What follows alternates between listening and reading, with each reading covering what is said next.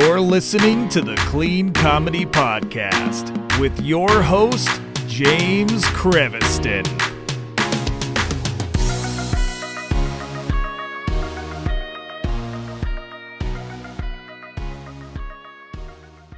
Hey, everybody. It's James, the Clean Comedy Podcast, and we are back. We have another great guest, and this guy I met up in Santa Barbara. He's amazing. He's hilarious. He's been on MTV's Yo Momma, which you guys know I love Yo Momma jokes, so that's automatically a win for me. He's a dating coach for men, which I can't wait to ask about that. He is a great comedian. He has an album called Bull in a Comedy Shop. He grew up poor like me, fat, stuttering, reluctant vegetarian, and he's lived in New Hampshire, Boston, LA, New York. He's had 100 jobs, dated 100 women, and this is the coolest part. I know you guys are probably not going to think it's cool. He has a MENSA IQ. Now, I don't even know what MENSA stands for, so that should show you that I don't have that IQ. And he is a great, funny comedian. Please give it up for Mr. Paul Roseberry. Paul, welcome. Thanks for having me, man. Really excited to be here. Dude, MENSA level IQ. That is the part where I was like, wow. Like, okay, how does that even, how do you figure this out? All right, so it's a funny story. So when I was in high school, a guidance counselor thought that I should have an IQ test. And I said, all right, that sounds great. I always knew I did pretty well on remember like the cats or whatever those, like the Stanford Achievement Test. Yeah. And so I was like, yeah, sure. That sounds great. And so we went through like a rigorous, like this whole Johns Hopkins thing. And it was days and not full days, but, like an hour here, an hour there. And then when I got the results, it didn't give an IQ score. Okay. But it showed percentages of where all the different tests landed. And my overall was within the top 2%. Wow. And I was like, that's awesome. Great. I wish I knew the number. Everyone wants to know the number, but whatever. And then, so I was like, all right, that's just cool. I don't really know what to do with that. So I just tucked it away. And then we had this book called it was an old book. My mom was a hoarder. She would just collect anything that was free. Like she just, just had all kinds of random stuff. And so there was this book called Mind Games for the Super Intelligent laying around the house. And I had never really messed with it too much because I'm like, that just sounds like a headache, whatever. But one day I happened to read the foreword and it was talking about how MENSA is the top 2% of society. If you're within the top 2, then you're in. And I started to read a little bit more about MENSA, and sure enough, that is actually the qualifier. And if I'd wanted to pay the money to join, then I could have a certificate, but I'm a little cheap. And I was like, I'm just glad to know I'm good. Now, if you wanted to join MENSA, would they count your childhood test, or would you have to take like another one to do it? I don't know. I mean, I still have those somewhere. They were very professional. Johns Hopkins, Woodcock Johnson, all this, Wesley, they were legit exams. Those would have been accepted. Maybe at this point, God, I would hope they wouldn't think I'm dumber, but maybe. But here's the thing, just to humble it a little bit. It's kind of fun to mention MENSA here and there, but if you think about the top 2% of society, that's 1 in 50 people at any given time. So if you go to Whole Foods right now and it's busy, there are 3 people who qualify for MENSA right there. It's not like some Einstein, secret Bilderberg meeting in the mountains kind of, what I mean? You go to a red light, there's someone who qualifies for MENSA. So it's kind of fun in just as like a back pocket, little party trick, I guess. But that's funny. I've taken a few IQ tests. And mine's always like between like 120 and 130 or something, somewhere in that range. I've always seen you're killing it. So it's like, it's considered high intelligence. And I'm like, really? Because I'm not that smart. If I'm high intelligence, I'm worried about the rest of the world, Listen, man, you're a comedian. And I think the majority of us are probably in that range, because what we do is craft thoughts. That's what we do. I think it's the actual smartest job in the world.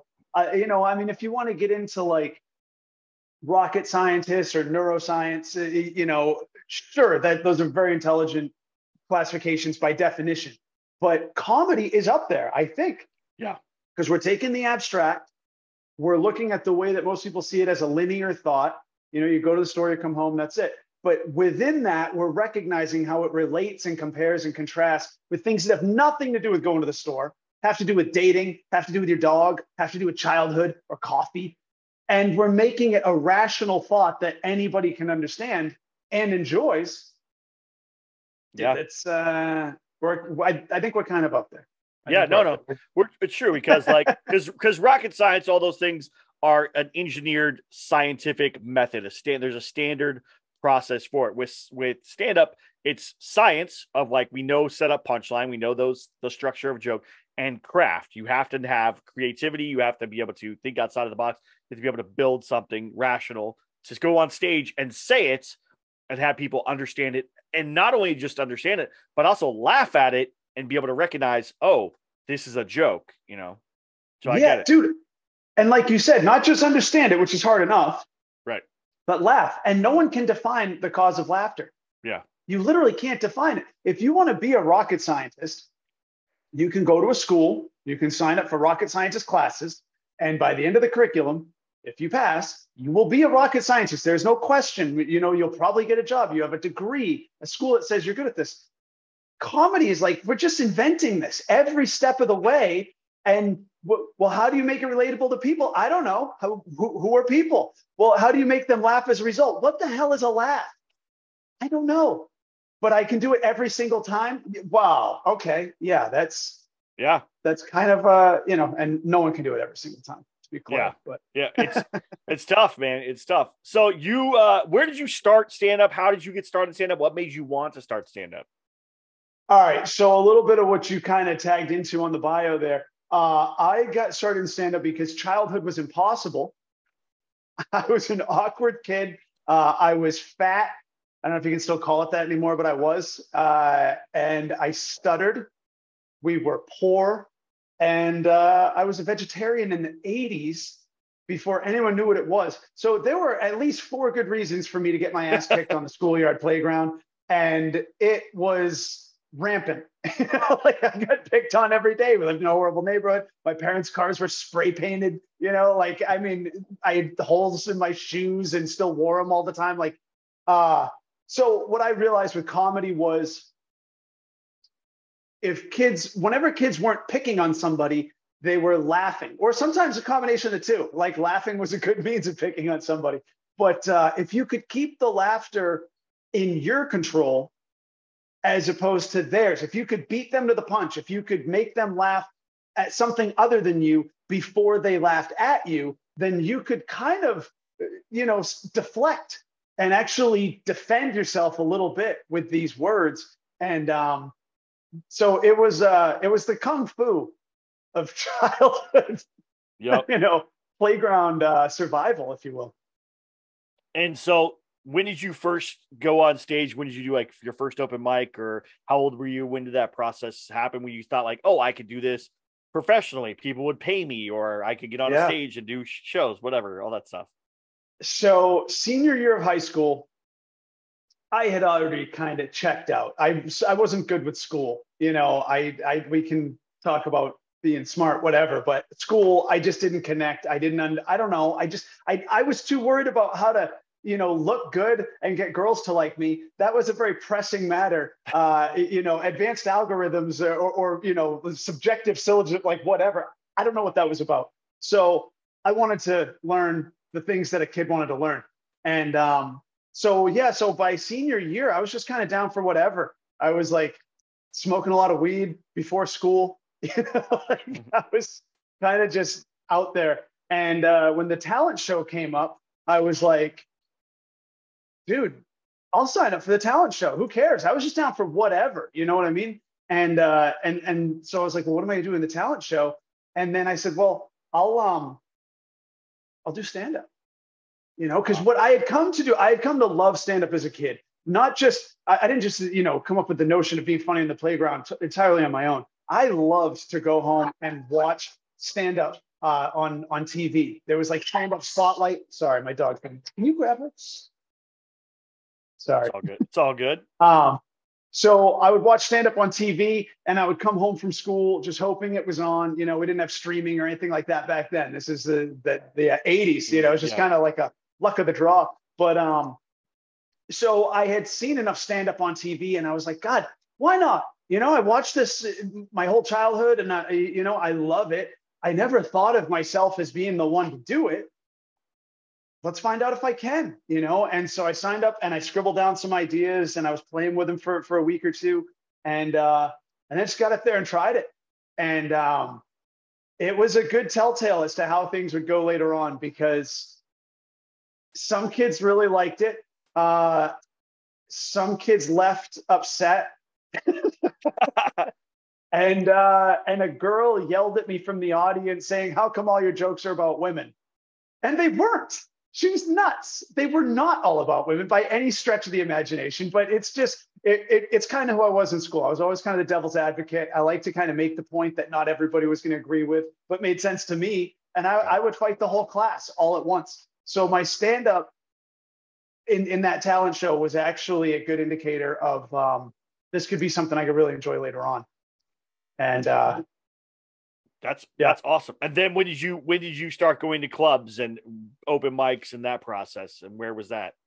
Yeah, so that started not long after high school. About a year after high school, I started going to Boston because I was living in Portsmouth, New Hampshire, where I'm from. And a couple times I would go all the way to Boston to do open mics at, they had one at the Comedy Connection, which was Boston's biggest club at the time.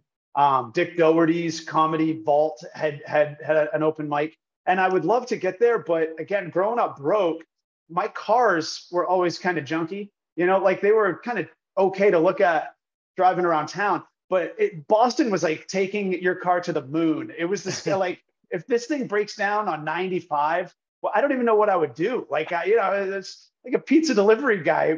I had $200 to my name. What am I going to hire a tow truck? How much is that? 10 grand? I have no idea. So I would be afraid to go, but on occasion I would.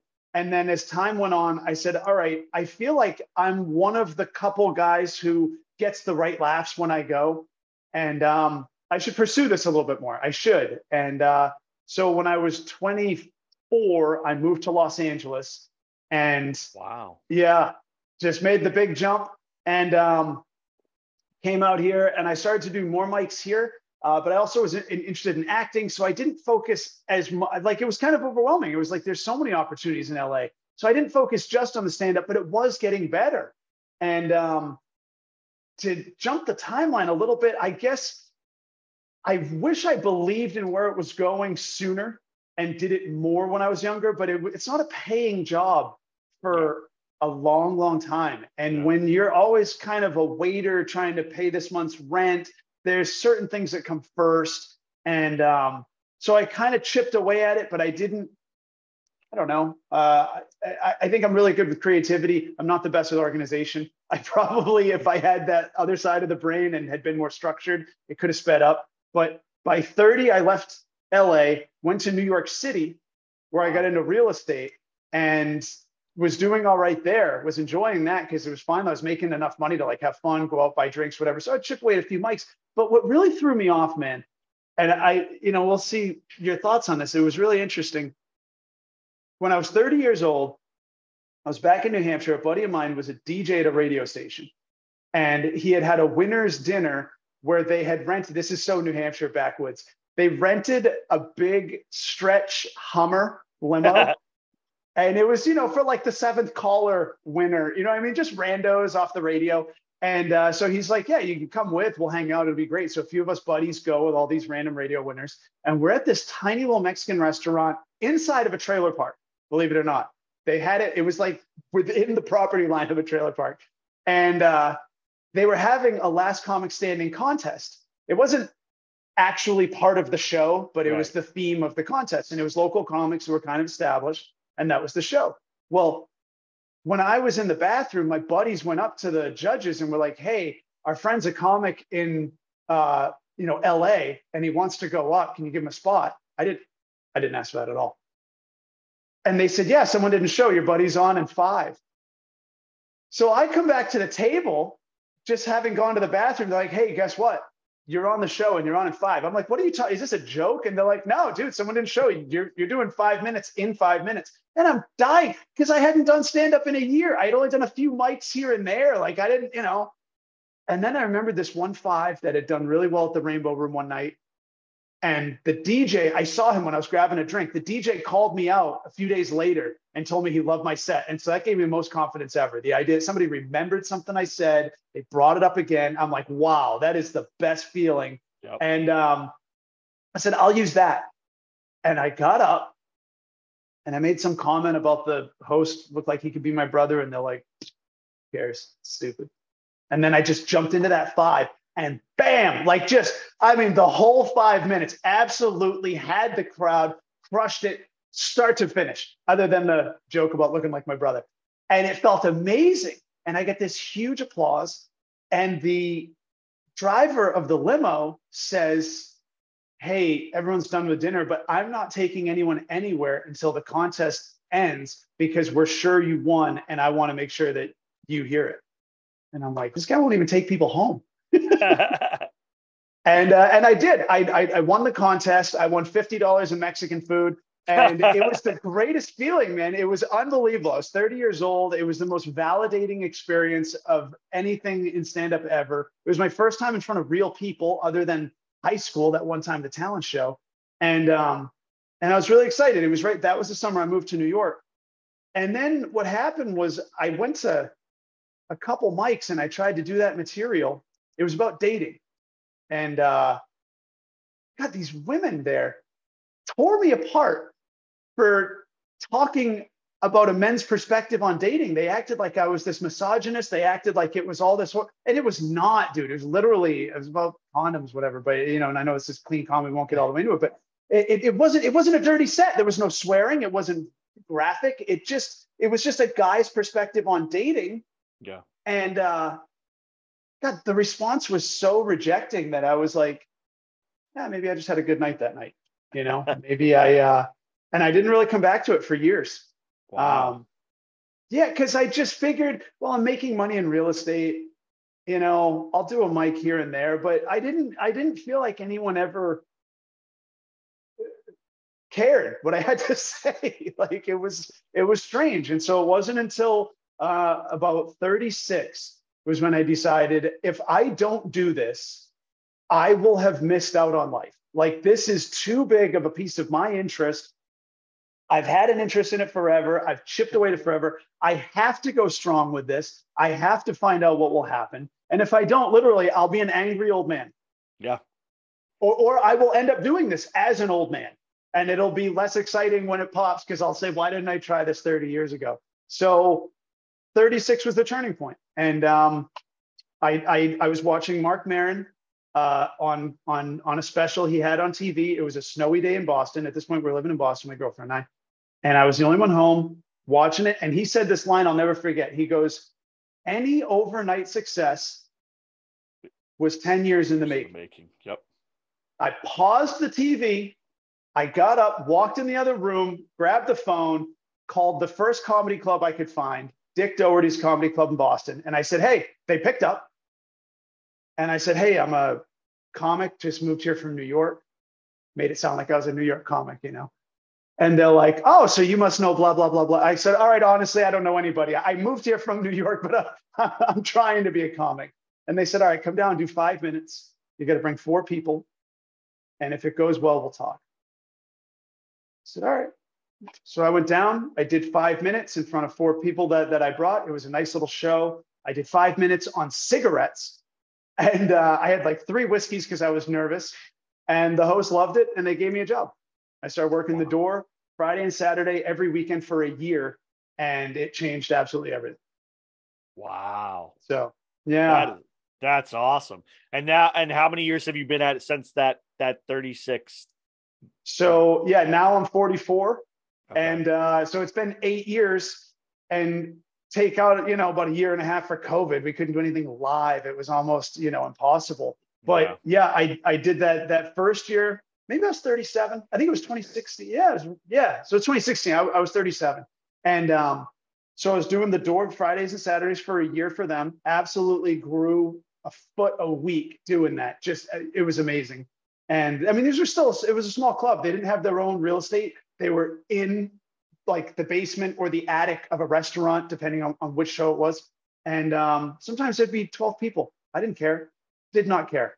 And then the second year, I started to open up my own shows. I got together with some comics who I knew were busy in the Boston scene. And I said, hey, look, I want to get more involved. And they blew me off. They didn't care about me. Till I text one of them and said, hey, I want to go out today and scout some restaurants to open up some shows. Boom, immediately. They're like, oh, wait a minute. Yeah, we actually do want to hang out with you. We didn't know you were cool. So then we set up. Yeah, it's amazing. When people see you're serious, they treat you a lot differently. Yep. I actually had a guy in Boston tell me, he was really cool. We were sitting at a bar after a show. I'd had a good night. And I said, man, how come you're so easy to talk to? No one else talks to me. No one, you know what I mean? Like, I don't know. I find this is impossible to make friends. He goes, oh, it's because you're new here. No one knows you're good yet. Now that I've seen you and I know you're good, we can talk. And he goes, the reason is because if we don't know if you're good, but we become buddies with you, and then we find out you're not good, then it's going to be socially awkward when you ask us to get on shows and we don't want to put you on because you're not good, but we like you as a person. So we just don't talk to anybody until we've seen you perform.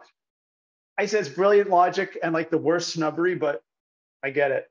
No, it totally makes sense. And that's exactly how it is with comedians. Because I have people go, oh man, can I come do a show with you? And I'm like, I like you as a person, but I have to see your set, man. Like I can't. Yeah, I'm not gonna, because that's my name now too, right? That you're putting it on. And yeah. So, and anyone else who's ever vouched for me, now their name is on it too. So it's like, no, dude, there's got to be levels to this.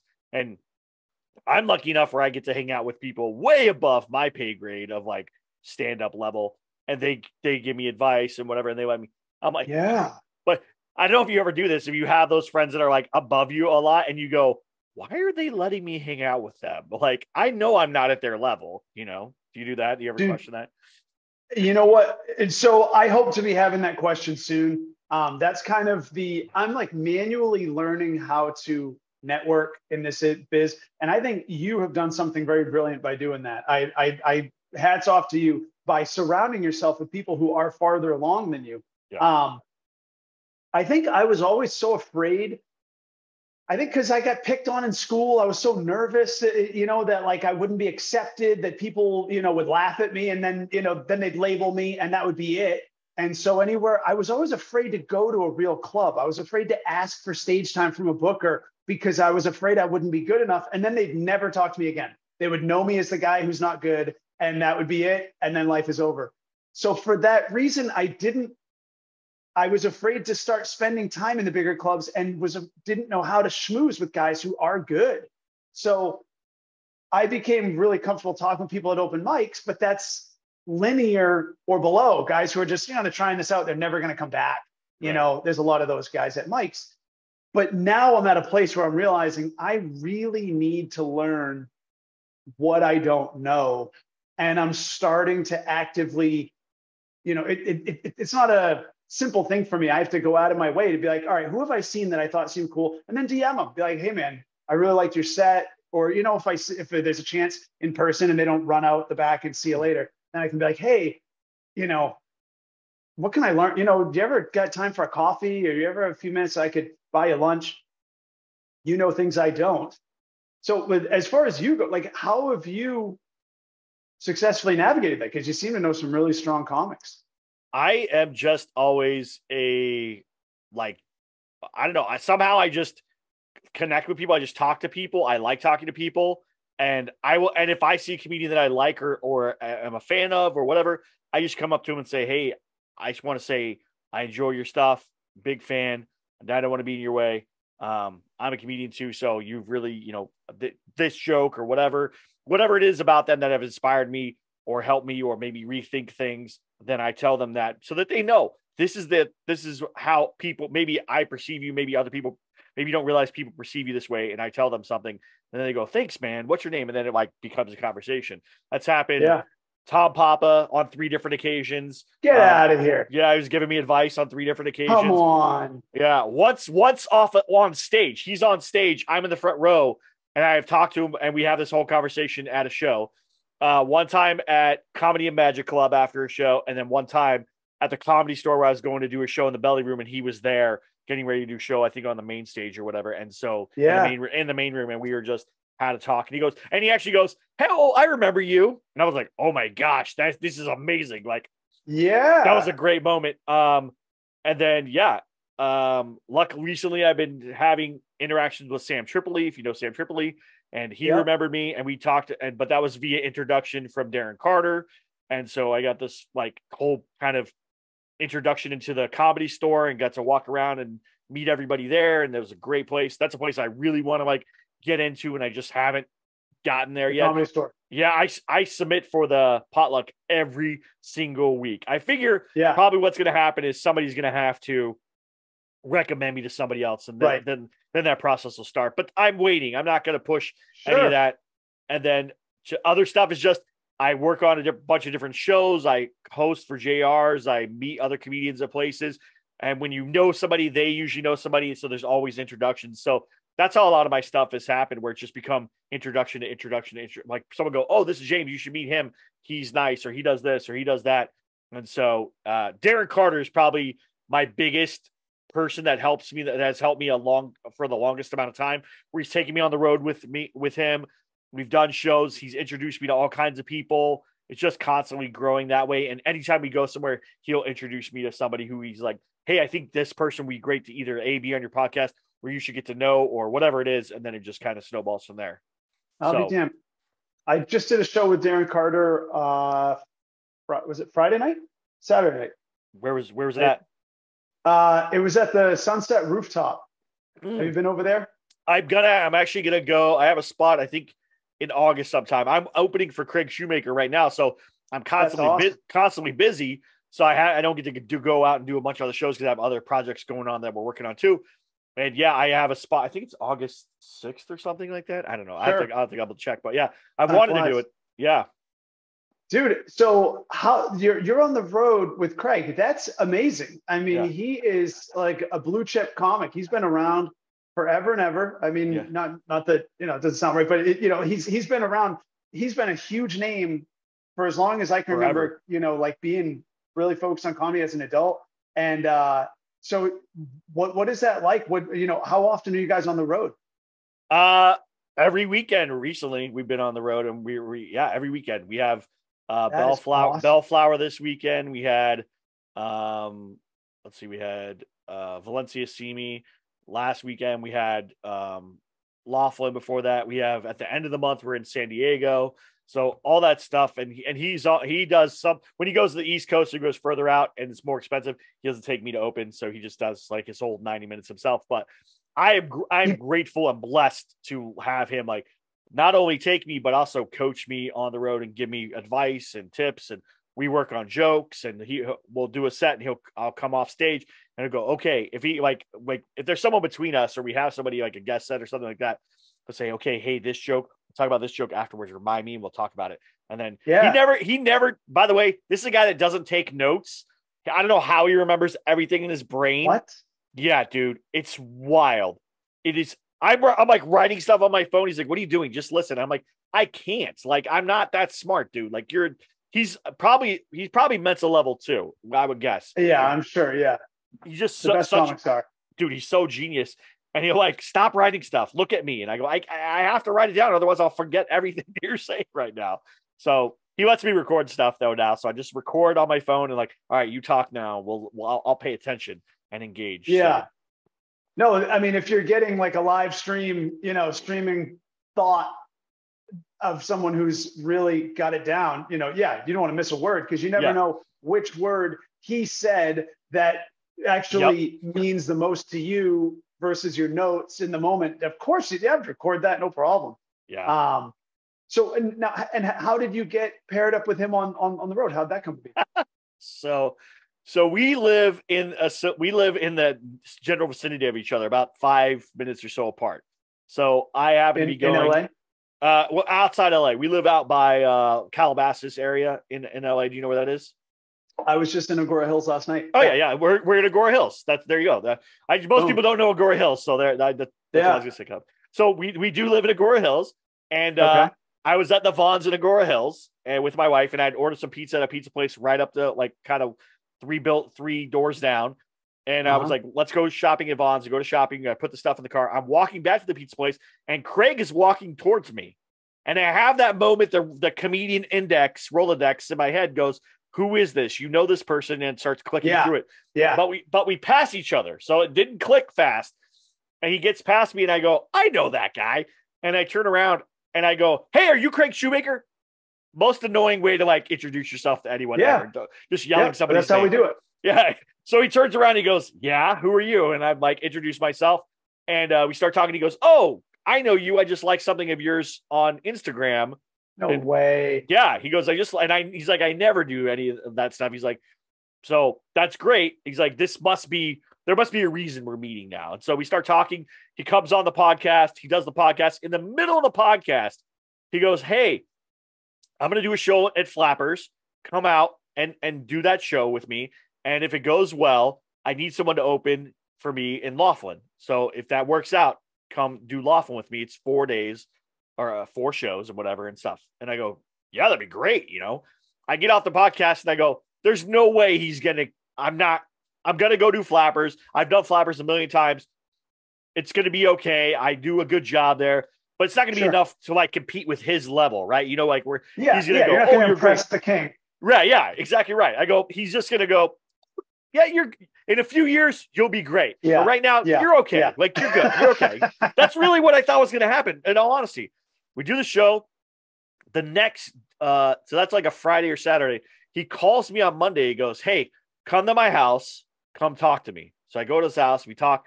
He goes, I want you to do it. And here's the other thing. I want to work with you as well. And I want you to work with me on stuff. So now I'm working with him. I work for him 20 hours a week. I work with him on the road. He works with me on jokes. He coaches me on stuff. It's like, he's going to hear this and choke me. It's like having a dad. It's like having a dad that knows comedy, that wants to like help you be the best version of yourself possible. That's what it's really like. So that's why I do this week. So yeah. Dude, it's great. You know what? And that's the kind of perseverance. That's the way, because we have to treat this like a business. You've got to, you see any opportunity at all, you got to just put your guts out there and go, I think I'm going to go say hi to Craig Shoemaker right now. I think that's what I'm going to do.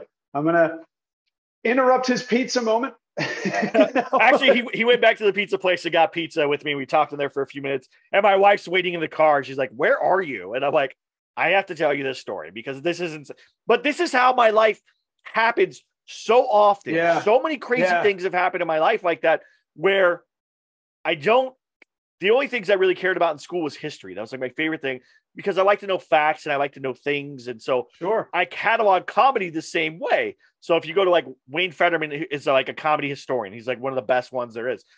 Okay. He and I have a very good connection because that's how I look at things. Like I watch everything about comedy. I've read, every book I can. Yeah. Comedy for me was a saving grace like you growing up where I could use words to make people laugh. Like you did the MTV's Yo Momma.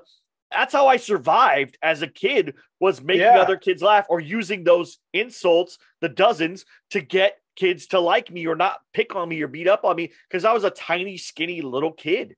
And so you were the opposite then. Yeah, I was like, do you remember that movie Road Trip? Do you remember Road Trip with Tom Green? Vaguely. So there was like the skinny kid, DJ, whatever his name was. He's like super skinny. That was me. I was 120 pounds at 18 years old, bro.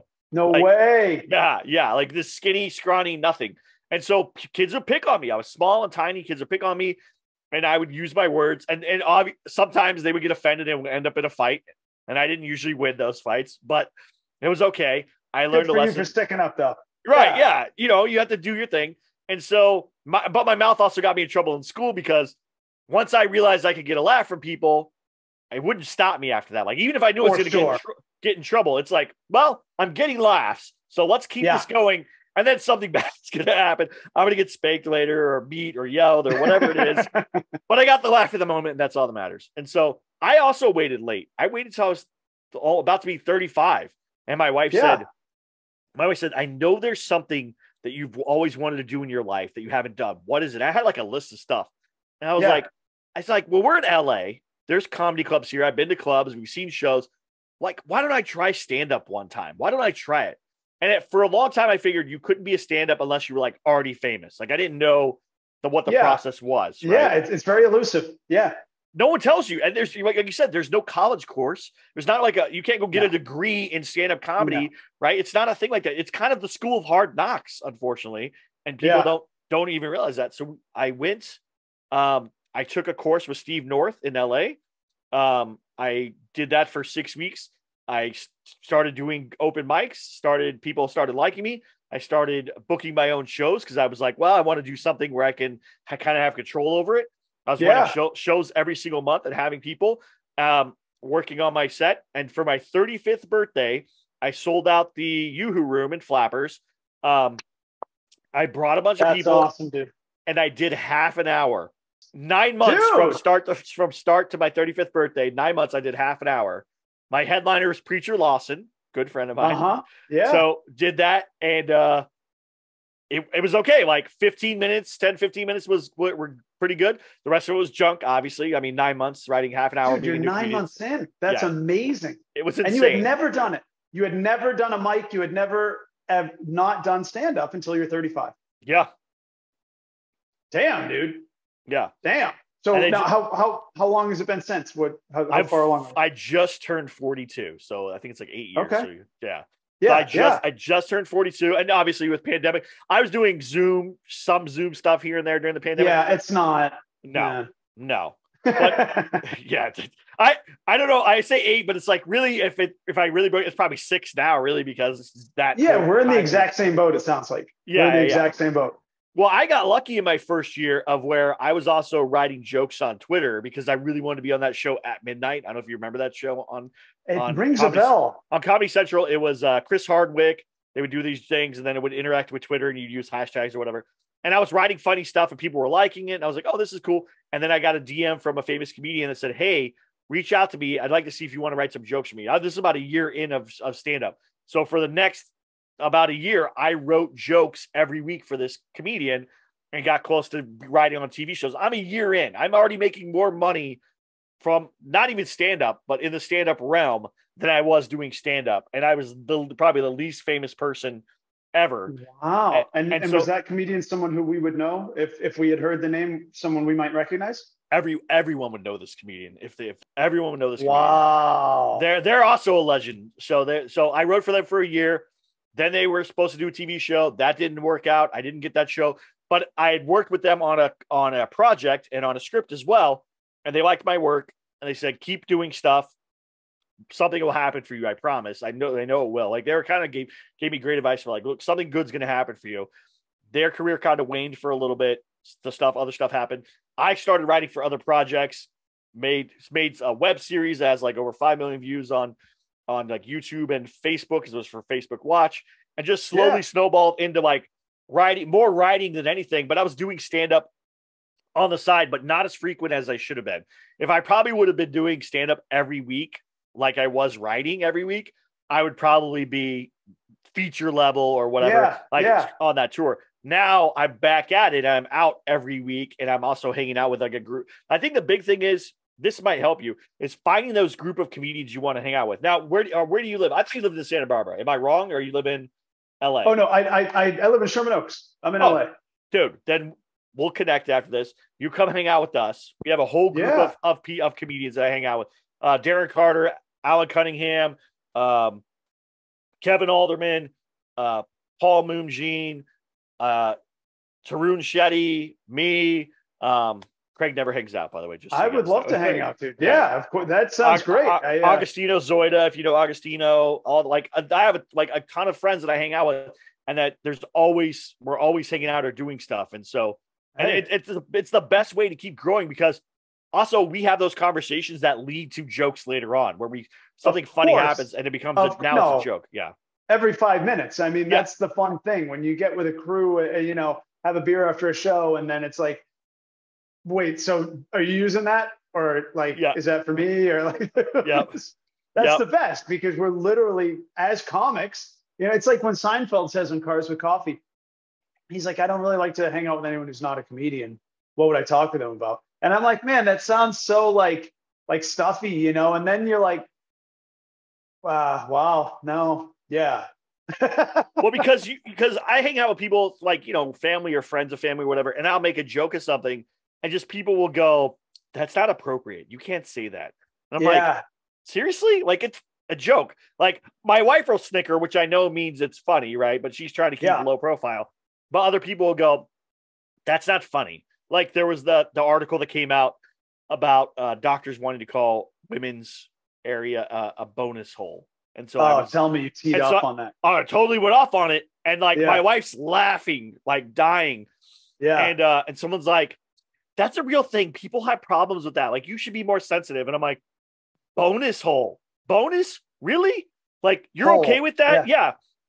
You're okay with it just being called that? Like, where's women's rights at? Why are you not standing up? If I was saying derogatory things about women, you would be all over me, right? And there was just like this thing of like, it made me so mad because I am a dad and I have 2 daughters. I'm like, that's what you think of women? Like, you're making them less than.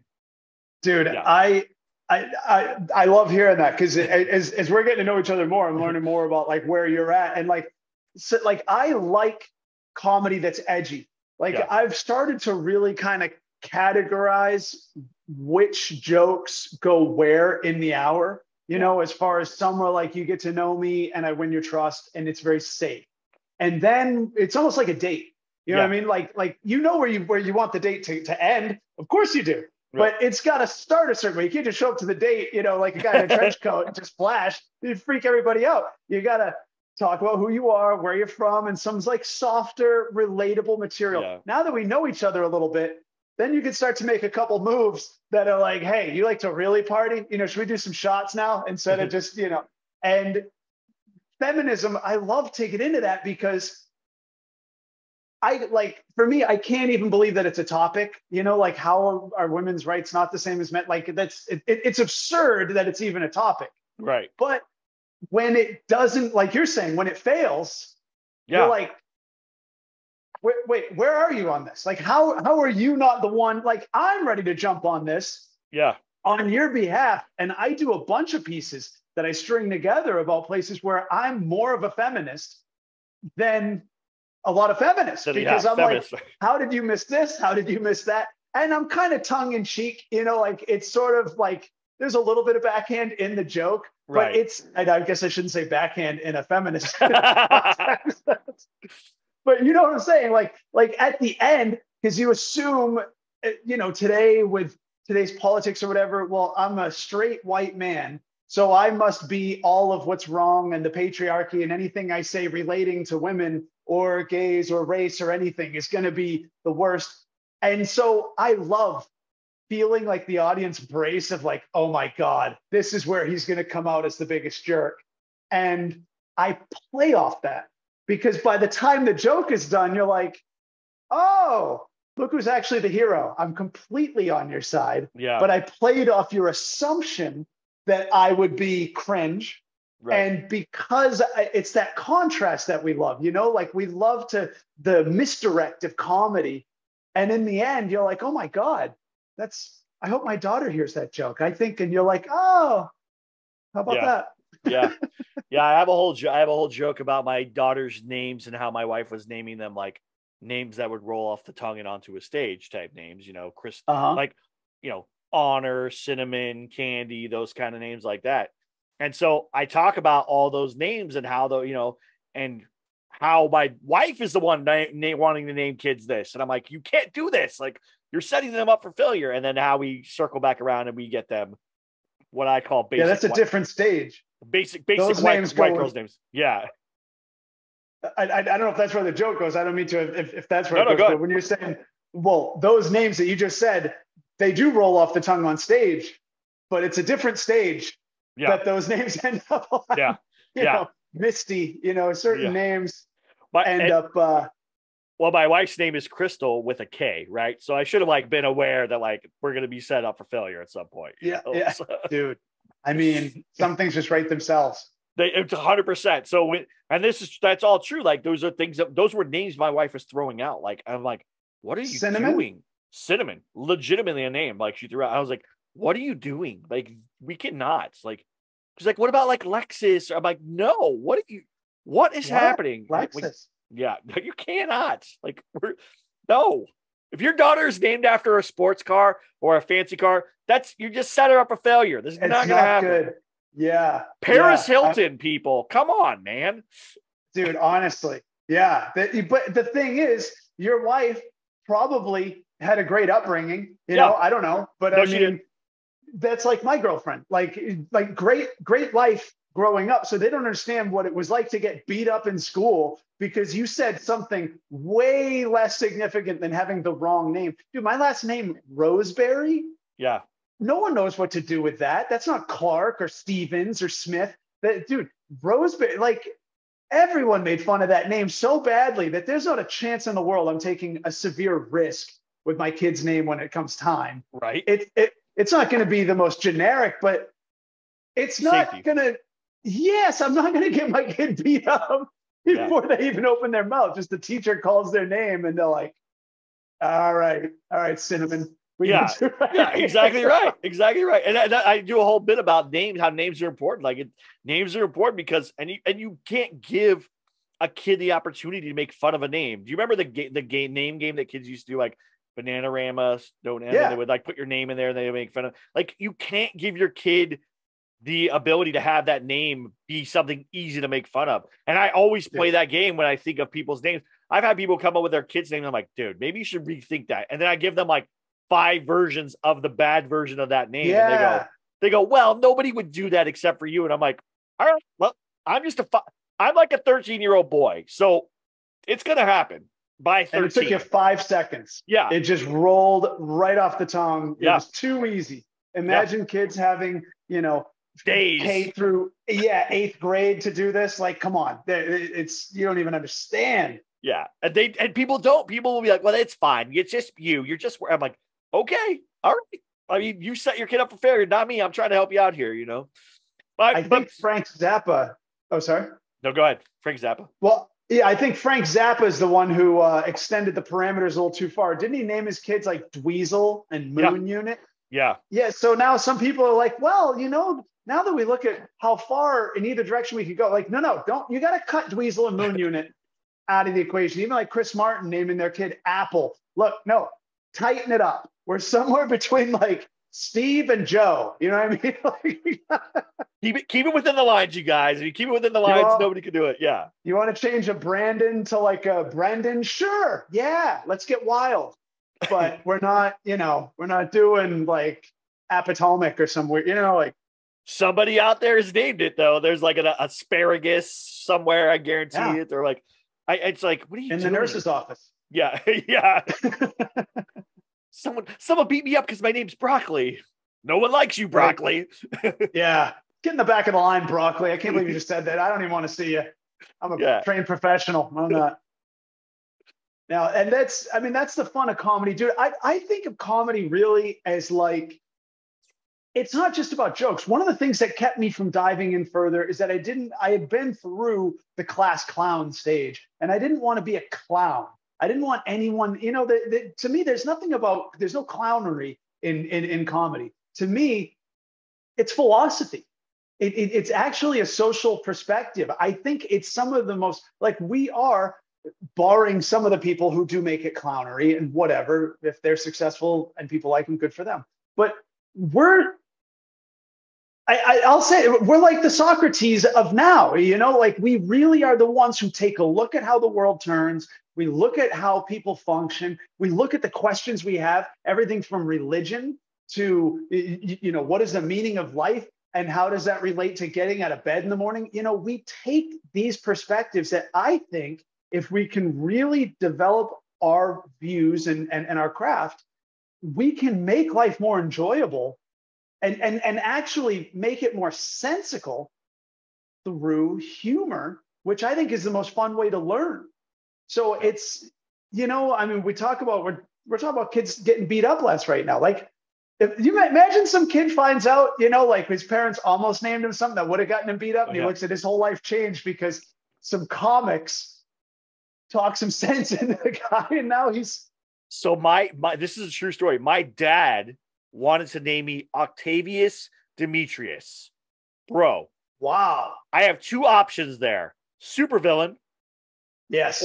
or just super nerd. There are no in-betweens there. Like, you can't be anything else. And that's like a 99-1. You had to be a supervillain. Like, Yeah. there was not even nerd, wasn't even much of a. Yeah. I would have had to like Octavius? get Doc Ock arms and like try to fight Spider-Man. Like, there's no way to survive with that name. Octavius Demetrius. Was he a fan of Doc Ock? Is that is that? I don't know. Wow. I mean, that's yeah, because that's And I don't know. think about this. Then my initials would be OD, which is probably what I would have wanted to do to get out of having that name. Which does remind me, I do find it really enjoyable when you sent me the invite for today that, Clean Comedy Podcast abbreviates to what is also shared by the Chinese Communist Party. And I was like, this is amazing. I got an invite to join the CCP today. I took a screenshot of it. Just so it's in my, Google Cloud to look back and be like, oh yeah, it's the day I actually had Olivia on the podcast who she's a Chinese comedian. She's from China or whatever. I sent her that and she freaked out. She's like, that's CCP. And I'm like, no, that's not that. That's hilarious. So I freaked her out and I was like, I'm so sorry. She's like, no, it's okay. Once I realized who it was and I was okay. And I was like, geez Louise, like, I didn't mean to give you like PTSD. I apologize. That was terrible. Oh my God. That's funny. Yeah. You wouldn't even think, until you have an actual Chinese guest, then they'll yeah. She almost had a heart attack. And she's like, was this from you? She like texted me, was this from you? I'm like, yeah. Like, who else would it be from? And she's like, I was like, oh, here I am, dumb white guy. I have no idea. That's for me that my brain didn't go there. And now that I've seen it, you cannot unsee it, unfortunately. You can't unsee it. No, I didn't see it until this morning. And then I was like, no, now I can't unsee that. That's but so, and now as far as the clean goes, and I realized after I You're okay. dropped a couple of lighter words. Okay, You're okay. Cool. I wanted to ask because we have a thing called editing. It's all good. Yeah, there's that too. What draws you to the cleaner side of things? Because that's you've really chosen an avenue here. What brings that up? So when I started comedy, when I started with Steve North, I don't know if you know him, but he does a lot of character work stuff. He wanted me to do. Is he the one with the sailor hat? Yes, he is. There you go. Okay. Yeah. His wife's a manager also. Yeah. So he does a lot of character work, and I did like a one-on-one with him or whatever, and he kind of wanted me to go in like a Andrew Dice Clay, angry dad kind of vibe. And so I wrote jokes like that for a little while. And my wife was like, I don't like these jokes. This is not you. This is not what doesn't work for you. I can't see it working or whatever. And they were kind of a little misogynistic, a little like weird or whatever. And I didn't really like it, but I was like, well, I need to learn. Yeah. But I need to like learn or whatever. So I was like, all right, I'll go with it. And then, but Steve taught me how to write jokes. And I was like, okay, well, I'm going to go back to the people that I like, which I was like a big Brian Regan, Jim Gaffigan fan. Yeah. I mean, I also love like Chris Rock. I grew up on Chris Rock and stuff like that. But I was like, these are guys that I like really like find so humorous. Let's find my funny, and I was already writing down things I thought were funny on my own, but I wasn't putting in my act. And I started to work on them. And I would do them in front of my wife and she would start laughing. She's like, this is funny. Yeah. I'm like, okay, so we found where I'm at. So then I was doing shows and my wife would come out and people that I knew would come out and my wife would leave and she goes, I had so much fun, but I hated that guy said the F word 137 times. Oh, yeah. It was like that. So it was like I've counted before. Yeah. So those comments like that where people would go, I would love to come out more, but I really don't want to hear that again. And when you can't control who's on the bill, you go, okay, now I can't invite people out because I don't know what other people are going to say. Yeah. And I want to upset people. So I was like, well, what if I started producing my own show? So I produced a show called the Clean Comedy Hour and I get to pick who's on the show. I know people are clean. We had great guests. We had Dwayne Perkins headline and Paul Morrissey and all these people that were clean that I knew were clean and were great. And so then I got to work my material in front of my audience, develop my stuff. And then I met my buddy, Luke, who used to be the co-host of the show at the Clean Comedy Challenge at the Ice House in Pasadena. We started the podcast and then we were using it so we could talk about clean comedy and talk to people that we wanted to talk to in comedy and pick their brains about comedy and go from there. And so it all just snowballed from there. And that became the thing of now I'm clean. And it's been great because a lot of times people will go, and Craig did this to me too, he goes, oh, you're clean? And I go, yeah. He goes, that's great. I want someone clean before me because he does most 99% of his stuff is clean, but he has a few bits that are like, on the edge. It could be PG-13, but they're not X or whatever. They're not gross. Yeah, sure. Like on the edge. And so he's like, that's perfect. And I found that a lot of headliners or a lot of people want someone clean ahead of them, so you're not stepping on material that they would do. So if I go out there and my 5 minutes is all the 7 dirty words, right? If I do that, I've stepped on half of their stuff. Now, when they say it, it's not going to get the same laugh. It's not going to be the same shock, whatever it is. So a lot of people do that. And a lot of venues like private events or churches or whatever want to clean comedians. So I was getting booked at places, you know, Jewish meetings and, you know, country club things and all these things. I was getting booked for gigs because I was clean. And so people would go, I know he's not going to step on my stuff. I know he's not going to say anything crazy. Clean. Let's hire him. And so that would just kept on happening. So it snowballed my career fast. And I also had Robert G. Lee, who's a clean comedian. And I remember talking to him after a show, and he goes, remember, if you could stay clean, it's great, because you can always dirty up clean, but you can't clean up dirty. So if at some point you need to go dirty, right? You need it because you have to do a cruise ship and they want you to be a little edgy, and you can throw in a couple words there. You could do that because you already have the clean material. You know what? You just throw in 1 or 2 words. Now it's dirty, right? He's like, but if everything that you do is dirty, when you have to go somewhere and they say, hey, we need you to do clean, you go, oh, I've never done clean. And I've had people go, I don't have 5 minutes to clean, or I don't have this much time to clean, or whatever. And I'm like, oh, okay. And so I've had people turn me down where I go, well, I've seen you do some material and it was clean, you know, except for this joke or this joke. And they're like, oh, that's all I have. I have 2 minutes of clean. And you're like, wow, like, really? So yeah. Yeah. What the heck? Like, and there's money in it, you know, there's money in being clean. Well, that's being smart. That's really being smart. That's you know, so I just broke my pen. My very first set paid. There was a guy when I was in New York City, and I'd done some mics, but that's all he knew was that I'd done comedy. He didn't know it's just mics. So he hits me up with a DM and he says, hey, you know, do you like kosher food, money, and comedy? And I said, yeah, definitely. What are you talking about? He goes, listen, I got this gig. It's 30 minutes, pays $150, and it's a Jewish lounge. It'll be a bunch of Jewish guys in a lounge. And he goes, look, I'm a little too much, but I know just from having spoken with you, you'll be totally fine. You can say whatever you want. You'll be fine. But, you know, I think I'm just a little too dark for them. But, you know, if you want to do it, do it. And I said, oh my God, this guy thinks I'm more than I am. And he's offering me 30 minutes and 150. Oh my God. So I'm losing it. So I tell my girlfriend, so we start practicing together for a week. I mean, I'm going through my notes and she's helping me. She's amazing, very supportive. We take the train together out to Long Island to go to this hotel. And, you know, we're still practicing on the train, you know, and she's like, you've got this. I go, I know I do. I feel great. But, you know, I'm just glad that we're still going through it. To the minute we get to the door, walk in, I said, hey, you know, I'm feeling all cool. I tell the guy, the host, I'm like, yeah, you know, I'm a comedian for tonight's show. He goes, oh, okay, great. I'll introduce you to the rabbi. The rabbi? Like, okay, wait a minute. I thought there's a bunch of Jewish guys. And I'm thinking a lounge is like a dark bar. You know what I mean? I'm thinking it's just guy, you know. So then I go meet the rabbi. And as we're walking to the rabbi, we walk past the open prayer cabinet with the Torah in it.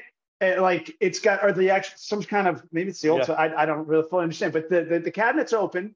It's Passover weekend. There are rolling dividers separating the chairs because the men, they're so Orthodox, the men and women pray separately. I'm like, where are we?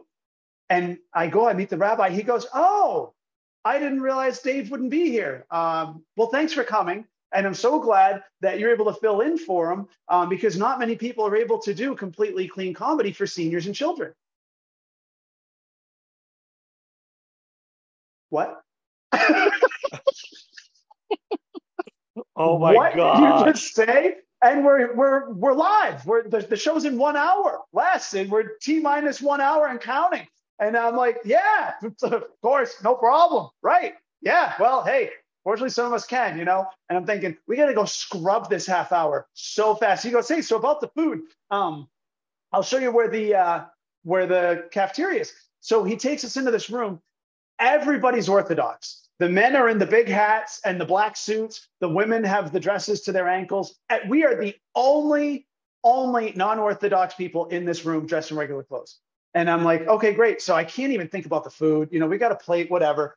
But then I see this guy sitting next to us, this old man. He's at a round table all by himself, and he's right next to us. And I feel so bad. I said, you know what? Comedy aside, I'll figure this out. This poor guy's eating alone at a holiday. Everyone else is at tables with a lot of people. It just feels wrong. So I turned to him to be a sweet comic, sweet guy. And I said, hey, sir, we noticed you were eating alone. Would you like to join us? This guy turns around and he grabs a photo that's sitting on a frame next to him. He goes, I'm not eating alone. And he shows me a picture of his dead wife. And I'm like, oh my God. That's okay. Oh, she's beautiful. Beautiful woman, sir. Enjoy your meal. I'm like, all right, so much for trying to mingle. I tried to do the nice guy thing. So I start working on the half hour. I think we can do it. And then a woman comes over. It's a very bubbly woman, this older lady, lots of energy. I see her kind of popping around the room talking. And she comes over our table. She leans on the table to start talking to us. And I see her numbers. She's a survivor. I said, there's no way I can focus on stand-up. I have a survivor at the table. Oh my God, I've got to talk to this woman. This is a once-in-a-lifetime opportunity. Talking to her for 5-10 minutes.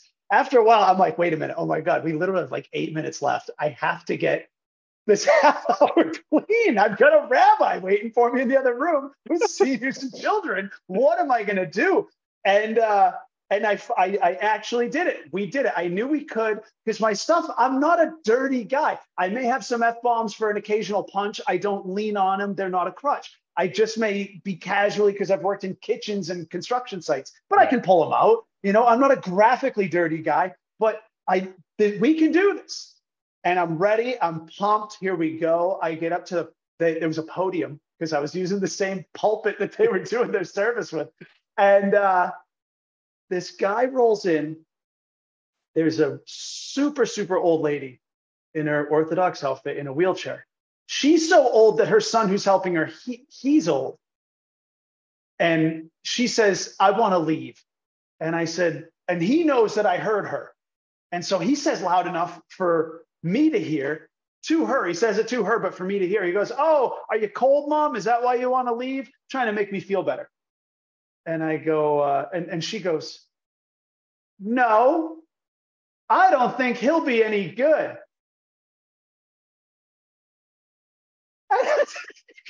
You're kidding me. Where am I? So I said into the mic, I go, excuse me, ma'am, there'll be no heckling tonight. This is a no heckle show. And the guy rolled his mother out of the crowd. And then we were able to begin. But I pulled it off. I did 45 minutes. Wow. Of completely clean. Yeah, because what ended up being, there weren't any children, but it was seniors. And what it was, the seniors could care less. They were so old, they just didn't care. A lot of them were in wheelchairs, but their orderlies were younger.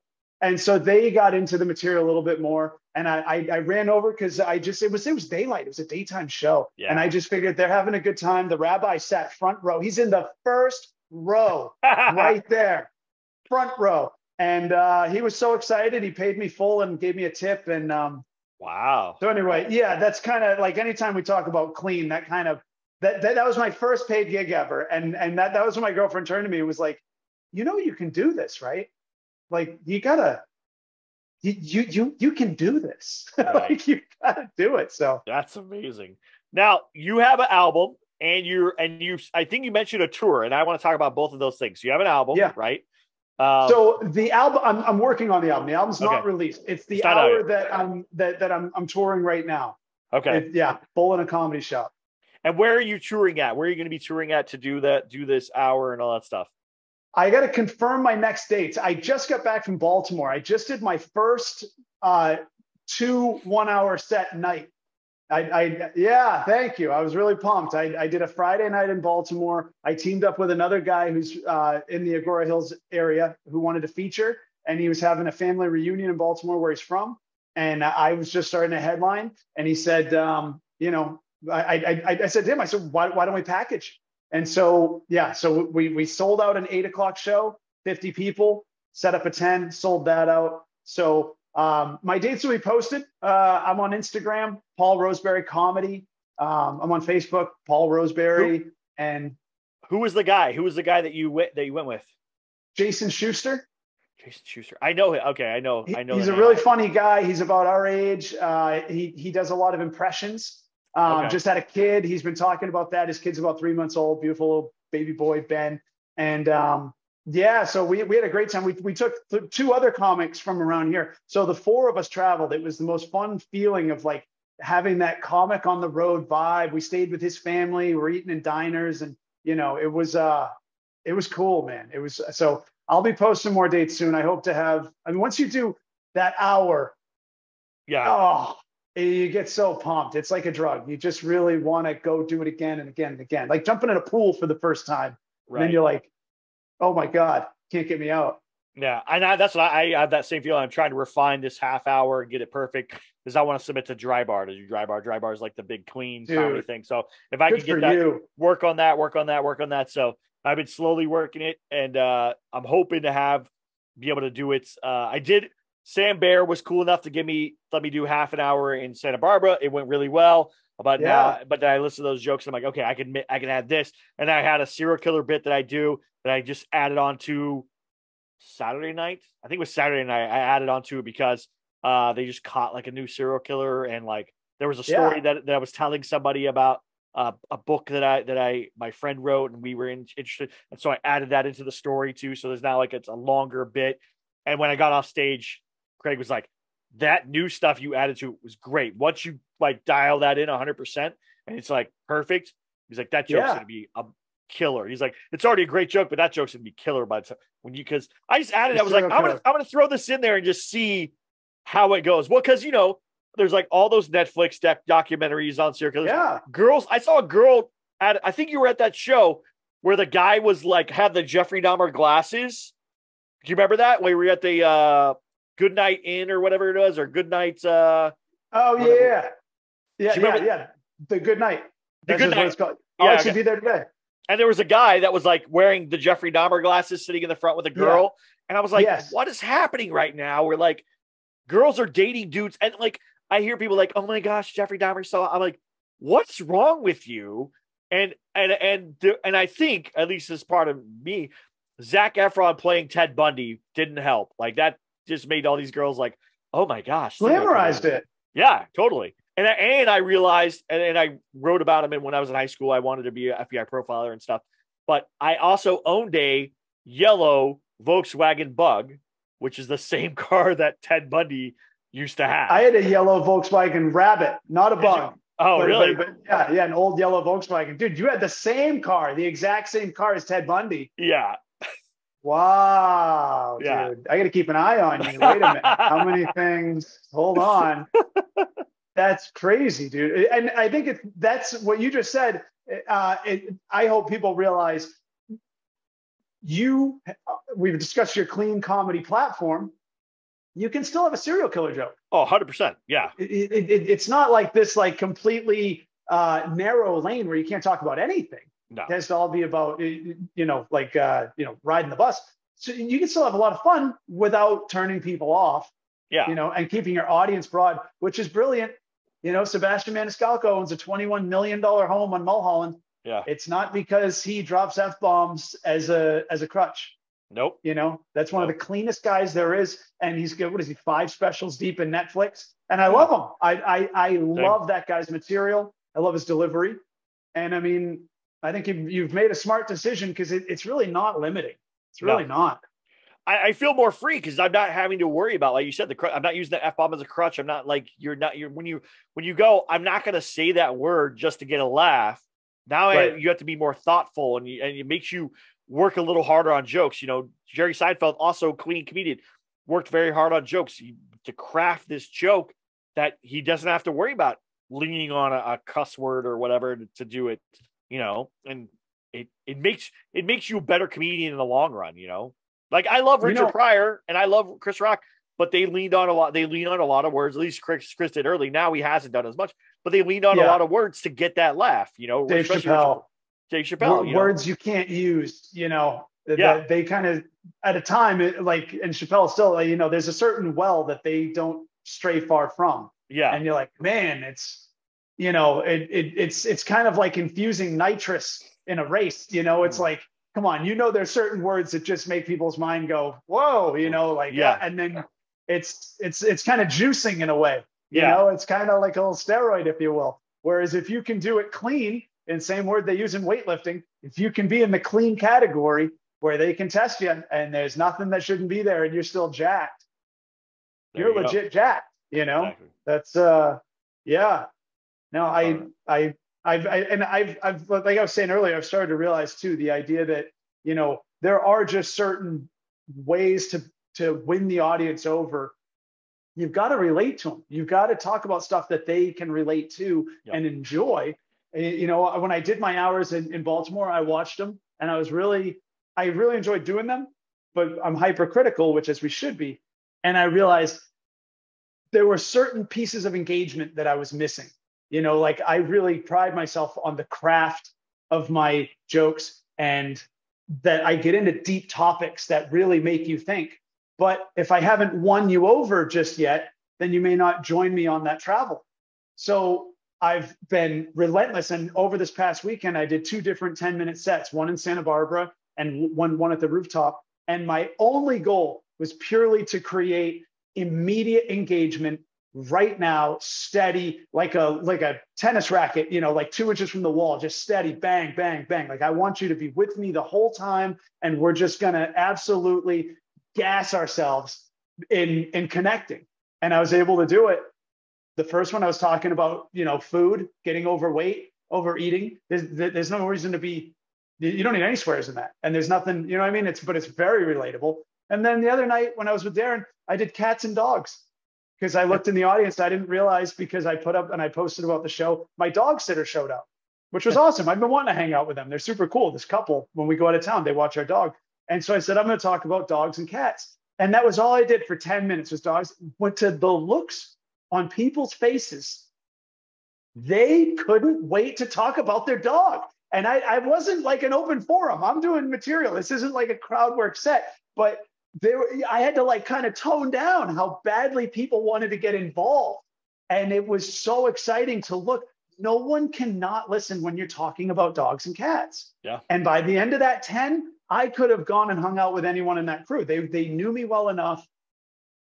Yeah, I mean, they would have had me to their house for a beer because it builds that rapport and it's totally safe. Then I could have probably gotten into the heavier stuff. But no, it's just like, because that's what people want. They're coming out to unwind. They want to relax. Exactly. They don't want to be more stressed. Exactly. Well, Paul, where can people find you? Where can they find your stuff? And do you know when you're going to be filming or recording your hour? Do you know when you're going to be doing that? I don't yet. I don't. My goal is by the end of the year. That's my goal. Okay.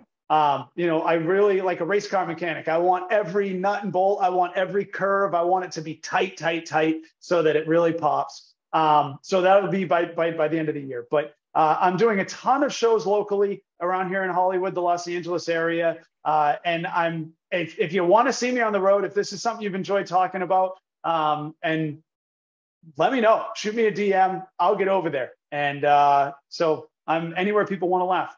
Paul Roseberry Comedy, paulroseberry.com is my website. And paul@paulroseberry.com is my email. So let me know anything you want to know. There you go. Well, thank you, Paul. Thank you, everybody, for listening. Please like, subscribe, go leave a nice review on the podcast. Go check out the Instagram. So there's a Clean Comedy Podcast Instagram, and I just started my own personal Instagram. I haven't done that for years. I didn't have my own personal thing. It was all under Clean Comedy Podcast, but it's at JD Creviston Comedy. So go do that. Go check it out and do that. That's also the stage name I'll be using moving forward is JD. It's jokes from when I was a kid. That was a name that I got called. That was how everyone knew me. I grew up in Texas, Southern thing. So you have 2 letters for a name, even though people would ask me, how do you spell that? That doesn't make any sense to me, but it happened. It happened way more than it should have. Someone goes, JD, how do you spell that? Okay. Ooh. Yeah. See you at the show. Yeah. Like, wow. So thank you guys so much. Have a good one, and we'll talk to you soon. Bye.